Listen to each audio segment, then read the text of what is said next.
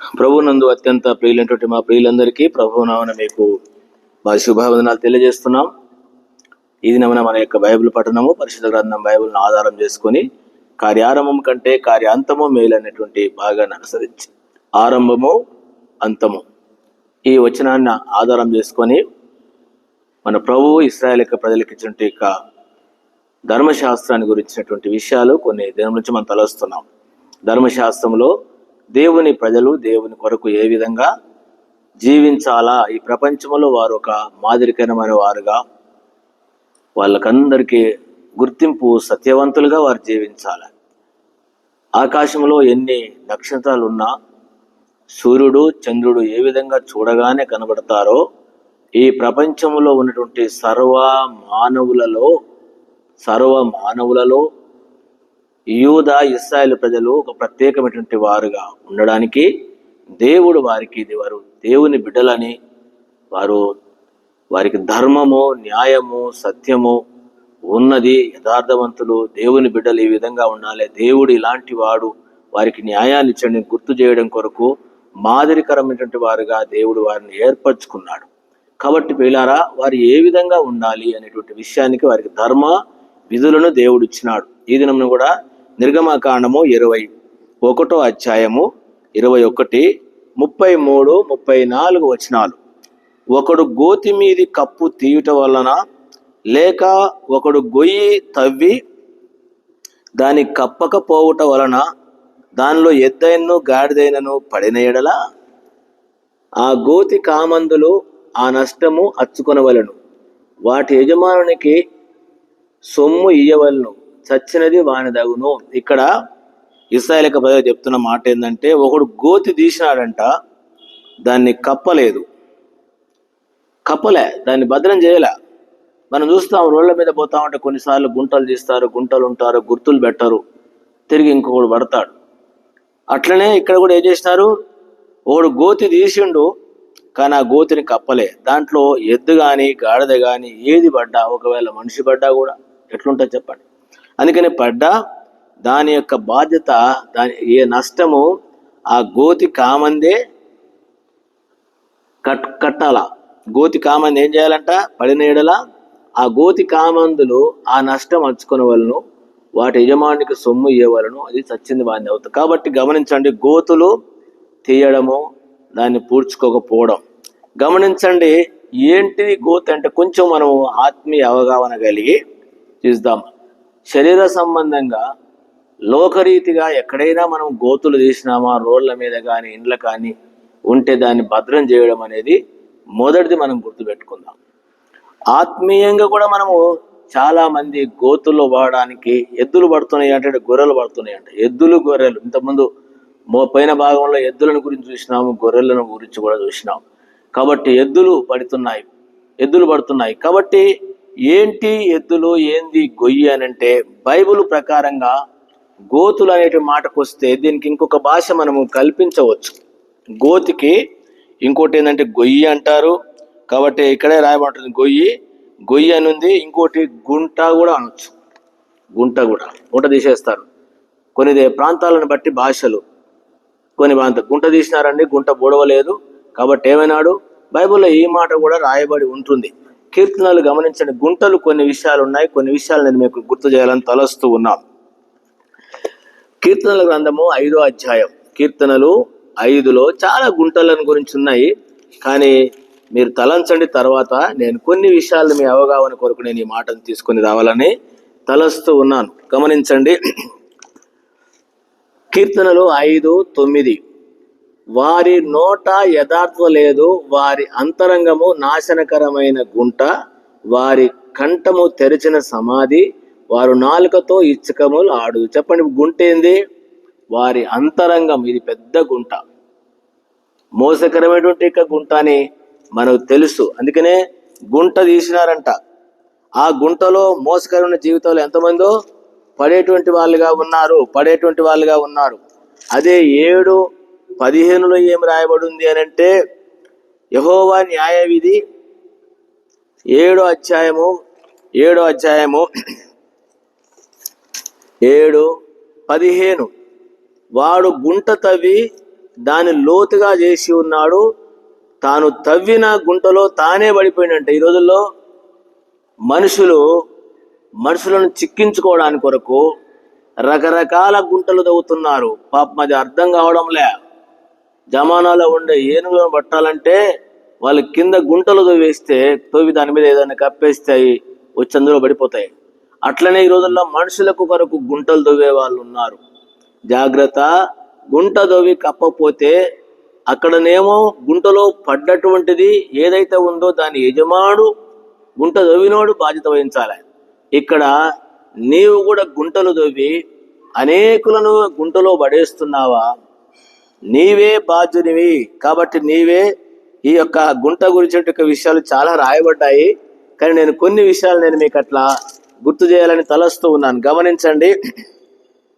కాబట్టి గుంట తీసి గుంటలో అది పూడవకపోతే నీవే బాధ్యునిగా మనము ఎరగవలసిన వారముగా ఉంటున్నాం. నీవే బాధ్యునిగా ఉంటావు. కాబట్టి గుర్తించి దేవుని బిడ్డలారా, ఇతరులకు మనము గుంటలు తీసే వాళ్ళంగా ఉన్నామా? కీర్తనలు 9వ అధ్యాయము 15వ వచనము 14 ఏమంటే, మరణ ద్వారా ప్రవేశించకుండా నన్ను ఉద్ధరించువాడా, నన్ను ద్వేషించువారు నాకు కలగజేయు బాధను చూడుము. తాము తవ్విన గుంటలో జనులు మునిగిపోయిరి, తాము ఒడ్డిన వలలో వారి కాలు చిక్కుబడి ఉన్నది. ఇట్లా గుంటను గురించి చాలా విషయాలు రాయబడ్డాయండి బైబిల్లో, చాలా విషయాలు రాయబడ్డాయి.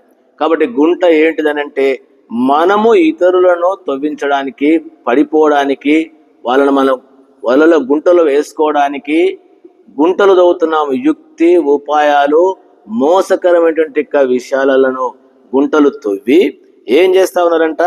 గుంటలో పడేస్తా ఉన్నారు. ఇంకొక విషయం కూడా మనము గుర్తించవచ్చును.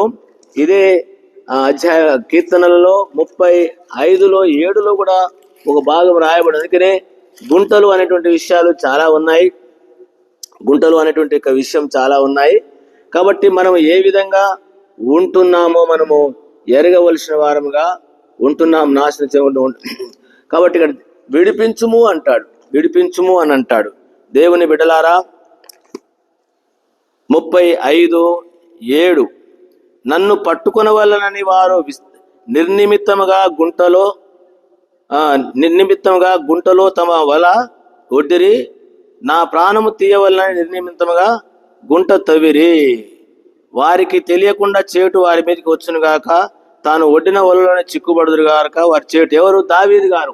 దావీదు గారు పడిపోవడానికి సౌలు పెద్ద గుంటలు తీసినాడు. మనకు తెలుసు, చదవండి. సత్యం ఇది. గుంట అంటే మీరు వేరే తిరిగి అనుకోవద్దు. ఇతరులను నష్టం చేయడానికి, మంచి వారిని చిక్కించుకోవడానికి కొరకు రకరకాల యుక్తి ఉపాయాల గుంటలు తవ్వుతున్నావు. దావీదు గారిని చిక్కించుకోవడానికి సౌలు రకరకాల గుంటలు తవ్వినాడు చంపడానికి. చివరికి వచ్చిన ఇంకేమైపోయినంటే, తాను తవ్విన గుంట తానే పడిపోయినాడు. ఈ రోజుల్లో ఆత్మీయ విషయాలు ఎరగకుండా యుక్తి ఉపాయాలుగా ఉన్నటువంటి మనము ఇతరుల కొరకు నీవు ఎన్ని ఉపాయాలతో గుంటలు తవ్వుతున్నావో ఆ గుంటలో నీవే పడిపోతావనే సంగతిని మనం ఎరగవలసిన వారంగా ఉంటున్నాం. కాబట్టి ఇంకా 57వ అధ్యాయము 6వ వచనంలో కూడా ఉంది. కాబట్టి జాగ్రత్త, నువ్వు ఇతరుల విషయంలో గుంటలు తవ్వబాకు. నువ్వు తవ్వినటువంటి గుంటలో నీవే పడతావు అనేటువంటి సంగతిని ఎరుగు. ఏది నువ్వు చేస్తా, అందుకనే నువ్వు తీసుకున్నదే నీ మీదకి వస్తుంది. అనేటువంటి సంగతిని ఎరగవలసినటువంటి వారంగా ఉంటున్నాం. గమనించండి. అదే కీర్తనలు 57, ఇది కూడా దేవుని దాసుడు దావీదు గారి యొక్క కీర్తనగా ఉంటుంది. దావీదు గారు రాసినటువంటి కీర్తనగా రాయబడి ఉంటుంది. 6వ వచనం, నా అడుగులు చిక్కించుకుంటకై వారు వలవడ్డిరి, నా ప్రాణము కృంగి ఉన్నది, నా ఏట గుంట తవ్వి దానిలో తామే పడిరి. కాబట్టి గుంటలు తవ్వే వారులారా గమనించండి. ఇట్లా చాలా గుంటలు ఉన్నాయి. అయితే ఇంకొక విషయం ఏంటంటే 107వ కీర్తన 20లో, కష్టకాలమందు వారి యెహోవాకు మొరపెట్టి ఆయన వారి ఆపదలు విడిపించను, తాము పడిన గుంటలో నుండి అంట. యేసు ప్రభువు వారు కూడా భూలోకానికి వచ్చింది ఎందుకంటే ఇలాంటి గుంటల్లో పడ్డటువంటి వారిని విడిపించడానికి, విమోచించడానికి యేసు ప్రభువు వారు వచ్చినాడు. శత్రులు గుంట దవ్వినారు, సైతాన్ గుంట దవ్వింది, ఆ గుంటలో పడ్డాము. ఆ గుంటలోంచి విడిపించడానికి ప్రభు వచ్చినాడు. ఇంకొక గుంట కూడా గురించి చెప్పాలని తలస్తున్నాం. 119వ కీర్తన 119వ కీర్తన. అందుకనే ఈ విషయాలు ఎరిగి మనము గుంట దొవ్వే వాళ్ళంగా ఉన్నట్లయితే గుంటలో పడతావు సుమా, జాగ్రత్త జాగ్రత్త. గమనించండి, 119వ కీర్తన 85వ వచనం. నీ ధర్మశాస్త్రం అనుసరింపని గర్విష్ఠులు నన్ను చిక్కించుకొంటకై గుంటలు దొవ్విరి. మనం ధర్మశాస్త్రాన్ని గురించి మనం చూస్తున్నాం, ధర్మశాస్త్ర విధులను గురించి. దేవుని బిడ్డలు ఏ విధంగా గుంటలో పడ్డటువంటి వారిని తీయాలి, కానీ గుంటలు దొవ్వి గుంటలో పడేసేటువంటి వాళ్ళు ఉన్నారు. ఇంకా కొన్ని గుంటలు ఉన్నాయి, చూపిస్తాను. నీ ధర్మశాస్త్రం అనుసరింపని గర్విష్ఠులంట నన్ను చిక్కించుకుంటే గుంట. గర్విష్ఠులు గుంటలు ఎవరు దవ్వుతారు? గర్విష్ఠులు. సంఘాలలో గర్విష్ఠులు ఉంటారు. ఎంత గర్వంగా మాట్లాడతారంటే ఎంత లెక్క చేయని వారుగా ఉంటారు. కాబట్టి గర్విష్ఠులారా, నీవు తవ్విన గుంటలో నీవే పడతావు. ఇంకొక విషయం కూడా రాయబడి ఉంది. సామెతల గ్రంథము 23వ అధ్యాయం. ఇంకొక పెద్ద గుంట ఉంది. సామెతలు 23, 27. వేశ్య లోతైన గొయ్యి, పరశ్రీ ఇరుకైన గుంట. ఏదట? అనేకులు ఇప్పుడు ఏం చేస్తున్నారు? వేశ్య, పరశ్రీ ఇలాంటి పాపంలో జీవించేవారు. నీవు గుంటలో ఉన్నావు, నీవు గుంటలో పడ్డావు. కొంతమంది మనుషులు ఈ విధంగా గుంటను చేసేటువంటి వారుగా ఉంటారు. గుంటలో పడేసేటువంటి వారు కూడా ఉంటారు. 26వ అధ్యాయం సామెతలు 26, 27లో కూడా ఈ విధంగా ఉన్నట్టు మనకుంది. 27, గుంటను తవ్వువాడే దానిలో పడును, రాతి బొర్లించిన వాని మీదికి అది తిరిగి వచ్చును. కాబట్టి గమనించండి, గుంట దవ్వేవాడు. నేను ఒక వ్యక్తిని గురించి చూపించాలని మీకు తలస్తూ ఉన్నాం. ఇక్కడ చూసినాము, ఎవరు అంటే ఆ వ్యక్తి సౌలు గుంట దవ్వినాడు, తాను దవ్విన గుంటలో తాను పడ్డాడు. ఇంకోటి ఏంటంటే వేశ్య లోతైన గొయ్యి అంట. ఇంతకుముందు చూసినాం కదా, గుంట, గొయ్యి.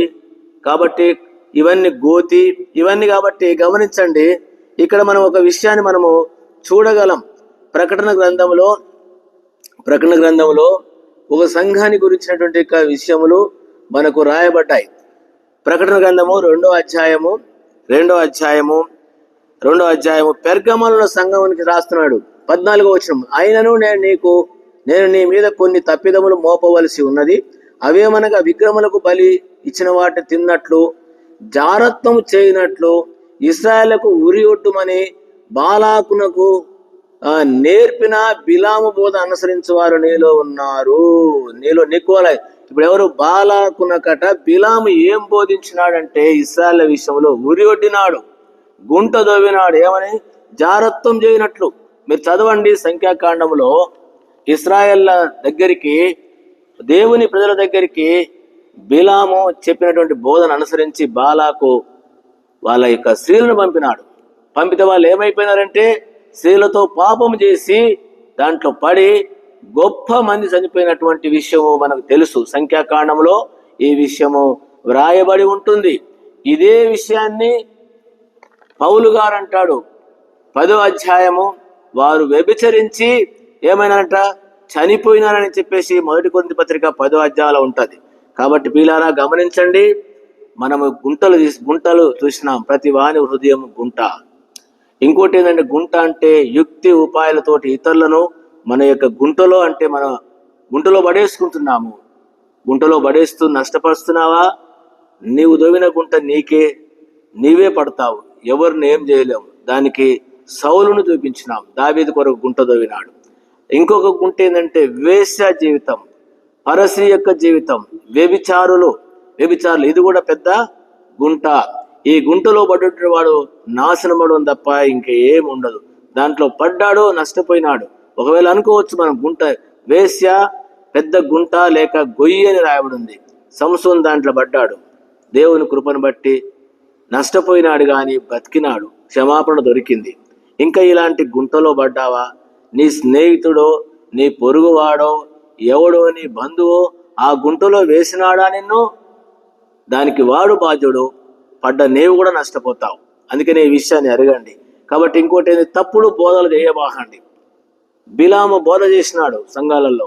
కాబట్టి ఇలాంటి వారు ఎవరున్నారని చెప్పేసి వాళ్ళని వ్యభిచారులను, వేశ్య జీవితం జీవించే వాళ్ళని, మోసగాళ్ళను మనం ప్రోత్సాహపరిచే వాళ్ళంగా ఉంటే బిలాము యొక్క బోధని గుర్తుపెట్టుకో. నీవు ఇట్లాంటి బోధలు చేస్తే ఏం చేయాలి? ఆ గుంట దోవిన వాడే 20 నిర్గమాకాండము 21:33-34 ప్రకారము, ఒకడు గోతి మీది కప్పు తీయటం వలన, లేక గొయ్యి తవ్వి కప్పకపోవడం వలన దానిలో ఎద్దైన గాడి పడితే ఆ కామంది దాన్ని ఏం చేయాలి? నీవు ఏది చేస్తున్నావో నీవు భరిస్తావు. నువ్వు తవ్విన గుంటలు, ఎందుకనే గుంట తవ్వేది కాకుండా గుంటలు పూర్తి చేసి సదనం చేసుకొని చక్కని మార్గంలో నీ దగ్గరికి వచ్చేవారిని, నిన్ను ఏకీభవించేవారిని, నిన్ను అనుసరించేవారిని ఒక మంచి వారిగా దేవుని రాజ్యానికి వెళ్ళేటువంటి వారుగా, ఒకవేళ వాళ్ళు గుంటలో పడినా నీవి గుంటలో పడ్డావని వారు తీసేటువంటి వారిగా ఉందాం. లేకపోతే ఇట్లా ఉంటే దానికి మనమే బాధ్యులు. వినేటువంటి వారి జ్ఞాపకం పెట్టుకొని గుంట తవ్వకండి.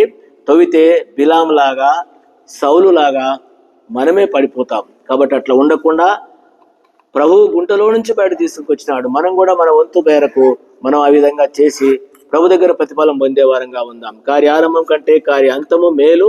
కాబట్టి మేలుకరమైన జీవితం ప్రభు మనకు అనుగ్రహించినట్లు ఆ విధంగా సహాయపడినట్టు ప్రార్థన చేస్తాం. ప్రియమైన తండ్రి, గుంట దొవ్విన వాడే గుంటలో పడతాడని, గుంట దొవ్వి కప్పకపోతే నష్టమని గుర్తు చేసినారు. అట్లా మేము కూడా తండ్రి మరి ఎట్లా ఉంటున్నామో గుర్తించుకొని, గుంట తవ్విగారు తవ్వితే మేము పడిపోతాం. కాబట్టి తవ్విన గుంటలన్నీ పూర్తి చేసుకొని సదనం చేసుకొని మంచి దారిలో వెళ్ళేటువంటి వారుగా మమ్మల్ని ఏకీభవించే వారు ఉండడానికి కృప చూపి సహాయపడమని వందనాలు చెల్లిస్తే ప్రాణం చేరుకుంటున్నాను తండ్రి.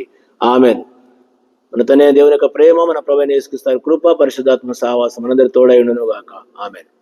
Praise lord. మీ అందరికీ వందనాలు.